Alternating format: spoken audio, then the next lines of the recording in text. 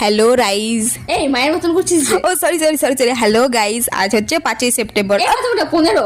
ও sorry sorry sorry sorry guys, আজ হচ্ছে 15ই September. আজ হচ্ছে আমাদের ফার্স্ট ক্লাস, মানে কলেজের ফার্স্ট ক্লাস।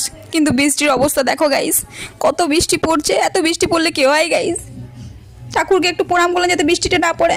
মাকে বললাম কি করব, মা কোনো রেসপন্স করলো না। বেরিয়ে পড়লাম, কিন্তু মা যদি আমাকে বলতো যে জুতোগুলো পরে আসিস না, আমি পরে আসতাম না। আমার মাথাতে তো গোবরও নেই, এটাও শুকিয়ে গেছে। তারপর ছাতা নিয়ে বেরিয়ে পড়লাম গাইজ। এই ছাতাটা বলে দে।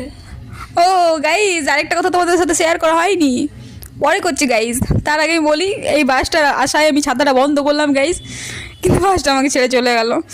তাতে এখানে কি কি বাসের অভাব আছে? মানুষও বাস দেয়, রোডেও বাস থাকে, পরের বাসে চেপে যা। হ্যাঁ গাইজ, এই বাসটাতে চেপে গেলাম, কিন্তু এটা মিনি বাস ছিল, এটা বড় বাস ছিল। তারপর আমি চলে এলাম পুলিশ লাইনে। পুলিশ লাইনে এসে নিজের থোবড়াটা একটু দেখিয়ে নিলাম, কিন্তু যেটা আমি বলছিলাম